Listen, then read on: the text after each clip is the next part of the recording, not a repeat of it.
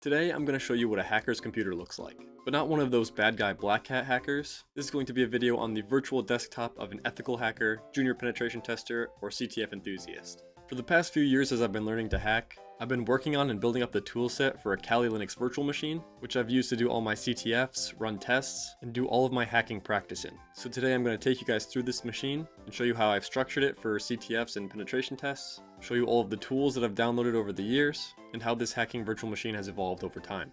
Starting off in the home directory, we just have our two users of Kali, which is my main user that I use on the machine, as well as a scanner account that I created for certain testing, different scanners like Nessus and things like that. There isn't anything too exciting with the scanner user, so we're going to mainly be focusing on the Kali user that I use in my day-to-day hacking and things like that. In my home Kali directory, we've got a few other subdirectories in here that pretty much encompasses the majority of my hacking tools, my CTF notes, penetration testing tools, little side projects, and things for these videos. So if you're into ethical hacking and CTFs, I definitely recommend creating a CTFs directory. And inside this CTFs directory, I have different directories depending on the different platforms that I do CTFs on. So we've got specifically challenges on Hack the Box, normal Hack the Box labs, things for Hack the Box Academy, and then Try Hack Me CTFs.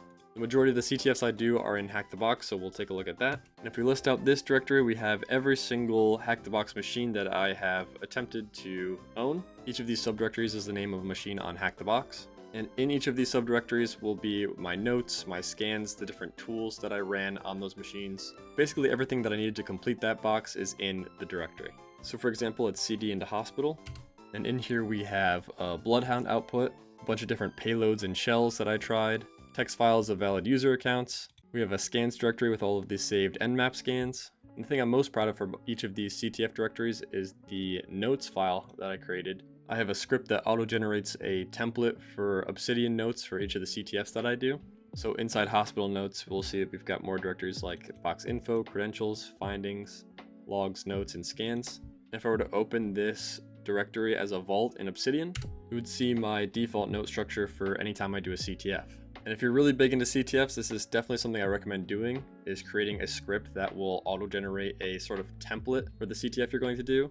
My template basically creates these different folders, one being on box info, where it creates a table where I can input the IP address, the operating system that's running, the TCP ports and UDP ports, the fully qualified domain name of the box once we find it, and if there's any web servers running. It also auto-creates this discovered credentials page where anytime I find or crack credentials, they get inserted in here for easier access. It also creates a page for the foothold and privesc on the machines. Sometimes it's nice to write out the full steps that you took to get a foothold and then to get your privesc, to sort of go back and re-acknowledge the things that you've learned and how you managed to own the box. You've got your basic notes folder for any miscellaneous notes you want to take, a scans folder that's broken down into different subfolders, one for service scans, and here we've got the Nmap TCP and UDP scans just for easier access. If you run any vulnerability scans, you can put the output in the vulnerability subfolder, and any web scans or web findings you can put under the web subfolder. Later on when I get into my tools, I'll show you the script that generates this note structure, but overall definitely recommend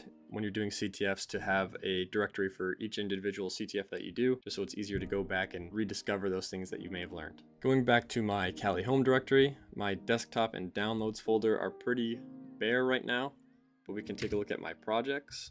Inside my projects folder, I've got one titled Ethical Hacking Book. This is actually what I was doing before I even started anything like Try Hack Me or Hack the Box. My interest in ethical hacking and start in ethical hacking actually started with this book here.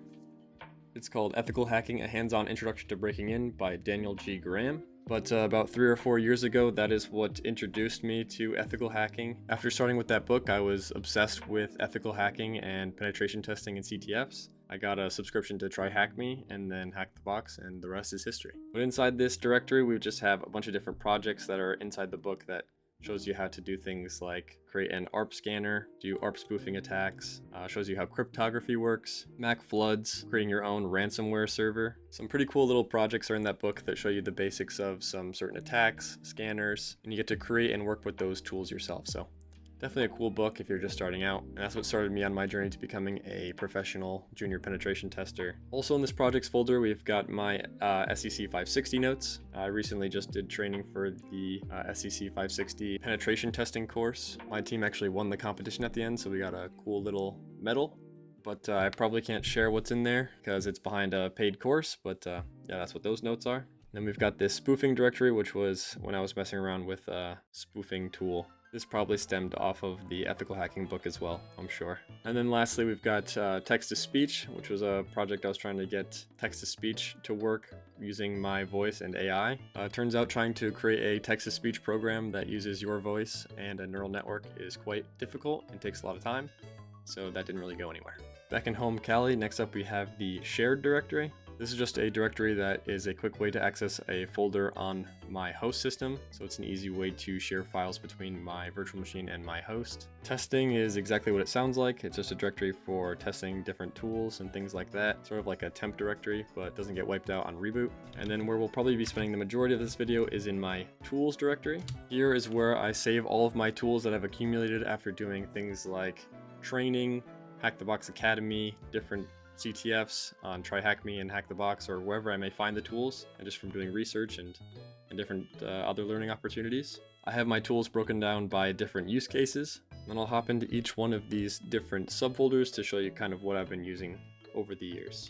Active Directory is a big one, starting off with things like GMSA dumper. You've got the Active Directory PowerShell module, Inve, Kerberoot, Lapse Toolkit, Lazan, which is a credential harvesting tool, Mimikat, Snowpack, NTLM Theft, PowerView, Rubius, Rusthound and Sharphound for extracting Bloodhound data, Snaffler for extracting sensitive information off of shares, WinDAP Search, which is like LDAP Search but a little bit better, and then your classic WinPs. In brute forcing, right now we just have the username anarchy tool, which is a tool for generating potential usernames for a person based on information that you give it. In my C2 folder, right now all we have is Empire in here, but I also have used C2s like Sliver. Under depixelization, I've got a few tools that all work a little bit differently, but basically they're all tools that take a document that has pixelized text and tries to reorganize the pixels to get the plain text that was originally obfuscated by the pixelization. So an important lesson if you already didn't know, never pixelize things that you're trying to obfuscate or redact from a document. Always use black bars to cover the text that you don't want people to read.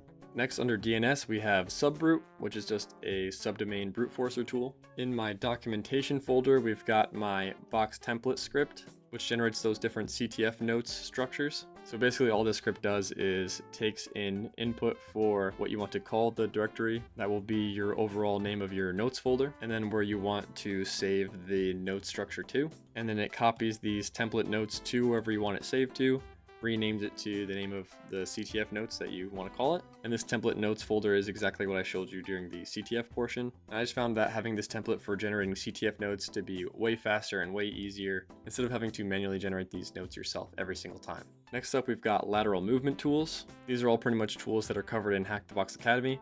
You got things like Chisel, DNSCat, ptunnel, rpivot, socks over RDP, and then one that's not in here that I also use that is in my op directory is Legolo. I've got a whole video on Legolo and why it's an incredible lateral movement tool and tunneling tool. So if you're interested in that, you can go ahead and check it out. Under Linux exploitation, we have a subfolder for different kernel exploits that are pretty common. We've got a linenum script, linps, and the Linux exploit suggester 2. We've got tools for exploiting the log-rotten vulnerability, another Linux exploit suggester script, tools for exploiting network file share weak privileges, and then psutil. MongoDB is literally just tools for interacting with MongoDB databases and setting up a MongoDB server yourself. You never know when you might get a MongoDB database file that you need to interact with, or interact with a Mongo database that's open to a port. In network sniffing, we just have the pcreds tool in here for now. Under Oracle tools, we just have the Oracle database attacking tool. So at some point I must have had to attack an Oracle database. Honestly, that might be something that's covered in the Hack the Box Academy path.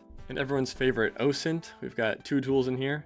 Git tools for finding sensitive information in Git, and then Phone Infoga, which is a tool that you give it a phone number and it tries to find different information about that phone number on the web. Under password cracking, we've got different tools for cracking different types of passwords on certain files that you might not be able to crack using things like John or Hashcat. So we've got Firefox encrypted passwords tool, Hash ID, which just identifies what type of hash you're dealing with if you're not quite sure just by looking at it. Key tab extract to extract passwords out of key tab files. You got Linuxats, which is Mimikatz that you can run on Linux, and then mrote and gdecrypt, which is a tool for decrypting mrote and g passwords. Under phishing, we've just got two tools in here, GoFish and Kingfisher 2. Pretty sure TryHackMe has a pretty cool lab on phishing. I think they use Kingfisher for that, and that one was pretty fun. I'm pretty sure that's where both these tools came from. Under Python tools, I'm pretty sure these are tools that I created myself, either through the help of that ethical hacking book I talked about earlier, or just from doing my own research and trying to create tools from scratch for fun. My shells folder is another big one. I've got a folder for trying to get around file upload protections. We've got Legolo NG, which honestly should probably be in my lateral movement tool directory. In Linux shells, we've got forwardshell.py, which I'm pretty sure IPsec swears by, and revbash.sh. Under PHP reverse shells, we've got a bunch of different PHP reverse shells with different file extensions. Under web shells, I've got all of the different PHP web shells that I've discovered over the years, including the basic system PHP web shell and different variations of it with trying to bypass different upload restrictions. Other nice PHP web shells include the laudanum.php tool, PHP bash, and the wolf web shell. And then lastly, under Windows shells, we've got some of my favorite Windows shell payloads, including the conpty shell PowerShell script, PowerShell TCP.ps1, using netcat as a shell payload, psexec. I also have Dark Armor in here, which is a tool that tries to obfuscate your PowerShell payloads so that they don't get picked up by antivirus. Antivirus evasion isn't really something that I've gone too deep into yet, so don't really have a lot of tools around that. For SNMP, I just have the SNMP check tool. You probably won't really run into SNMP a whole lot when you're doing CTFs, but it may be something that you run into when doing a penetration test, so it's good to have tools for SNMP. Definitely a protocol that you can get some good information out of. In my web recon directory, I've got some nice web recon and enumeration tools. I believe all of these tools are covered in the Hack the Box Academy path, which include Aquatone, Final Recon, Recon Spider, Sublister, which I believe is a subdomain brute forcer, and then IIS short name scanner for abusing the IIS tilde vulnerability. For web exploitation tools, I have cookieextractor.py for stealing cookies, different local file inclusion word lists for discovering local file inclusion vulnerabilities, NoSQLi for NoSQL injection. For cross-site scripting, I've got tools like brute XSS, XSSer, and XSS strike. And for XML external entities, I've got different files for playing around with using XML external entities, as well as the XXE injector tool. And lastly, for the tools, we've got the Windows exploitation tools.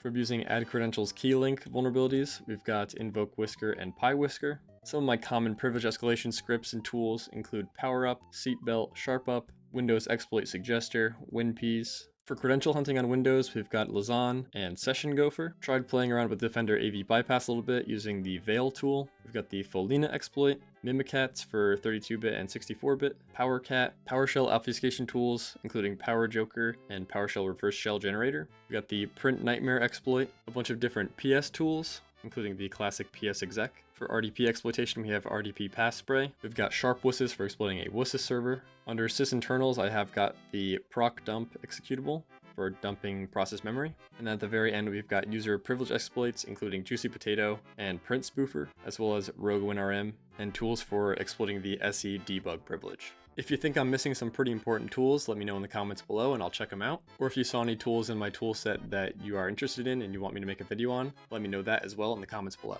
And the very last two subdirectories in my home Kali directory are video and VPN. My video subdirectory is just for things that I may use when I'm making a YouTube video, and then VPN are my OVPN files for connecting to CTF networks like TryHackMe and Hack the Box. The very last thing I'll show is my op directory, which includes a few more tools. Some notable tools are DNS Recon, all of the Impacket tools, Kingfisher, the Nessus Scanner, the Obsidian Notes tool, PsNG, which includes LinPs and WinPs, PKinit tools, which are tools messing with TGT tickets and Kerberos on Windows. We've got the PowerSharp tool pack, PowerSploit, PowerUp SQL, a Windows PrivEsc check, privilege escalation checker. Got the Sharp collection tool set, the Harvester, which is another OSINT tool that I'm pretty sure I have a video on as well.